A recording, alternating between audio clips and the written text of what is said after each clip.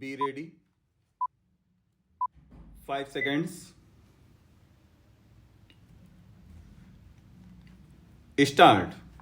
Having considered the reasoning given by the learned arbitrator, we are of the opinion that the interpretation by the learned arbitrator was both possible as well as plausible. Therefore, merely because some other view could have been taken, the High Court is not justified in interfering with the interpretation made by the arbitrator, which, as observed, was possible and plausible. Therefore, in the facts and circumstances of the case, we are of the opinion that the High Court has clearly exceeded in its jurisdiction in interfering with the award passed by the learned arbitrator with respect to claim number 1, price adjustment and escalation. At this stage, it is required to be noted that though the High Court has observed that the award passed by the learned arbitrator with respect to claim number 1 was against the public policy. With respect, we do not see any element of public policy. It was pure and simple case of interpretation of the relevant clauses of the agreement, which does not involve any public policy. Therefore, we are of the opinion that the impugned judgment and order passed by the High Court for quashing and setting aside the award passed by the learned arbitrator with respect to claim number 1, price adjustment and escalation cannot be sustained, and the same deserves to be quashed and set aside.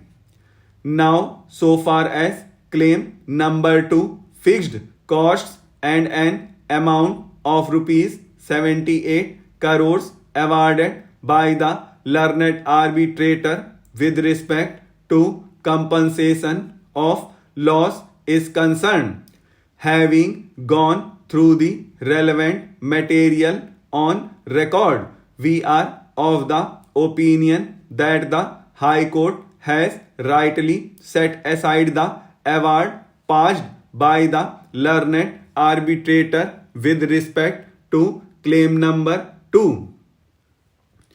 Except the CA's certificate number, further evidence had been led with respect to actual loss.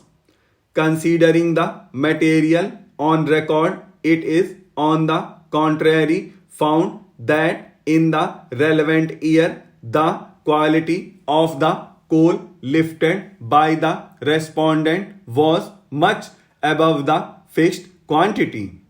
Thus, the award passed by the learned arbitrator with respect to claim number 2 was contrary to the evidence on record and therefore is rightly set aside by the High Court. Similarly, even with respect to claim number 3, escrow account is concerned, the High Court has rightly interfered with the award passed by the learned arbitrator with respect to claim number 3.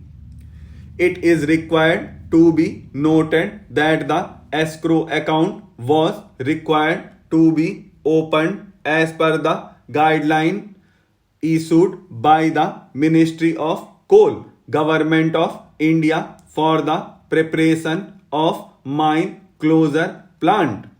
The guidelines required inter alia the mining company to open an escrow account with any scheduled bank. Accordingly, the respondent opened an escrow account and executed an escrow agreement. From the correspondence between the parties, it appears that even the appellant consented for opening the escrow account. The appellant also agreed that the amount to be deposited in the escrow account will be recovered by the respondent from immediate next payment of the coal bills of the joint venture company PKCL raised towards dispatches of coal from appellant's coal blocks. Thus, thereafter, it was not open for the appellant to claim the amount lying in the escrow account. If the amount lying in the escrow account is returned to the appellant, the purpose and object of opening the escrow account, which was as per the guidelines of the Ministry of Coal, would be frustrated. The objects and purpose of opening the escrow account was to see that the appellant company fulfills the contract as per the agreement and till the closure of the coal blocks. Therefore, the High Court has rightly interfered with the award passed by the learned arbitrator with respect to claim number 3, escrow account, by observing that the reasoning is perverse or so irrational that no reasonable person could have arrived at on the material and evidence on record. We are in complete agreement with the view taken by the learned division bench of the High Court. In view of the above and for the reasons stated above, the present appeal succeeds in part. The impugned judgment and order passed by the High Court insofar as quashing and setting aside the award passed by the learned sole arbitrator confirmed by the learned commercial court insofar as claim number 1, price adjustment and escalation, is hereby quashed and set aside, and the award passed by the learned arbitrator with respect to claim number 1 is hereby restored. The impugned judgment and order passed by the High Court insofar as quashing and setting aside the award passed by the learned arbitrator with respect to rest of the claims, namely claim number 2, fixed costs, and claim number 3, escrow account, is hereby confirmed. The present appeal is partly allowed to the aforesaid extent only.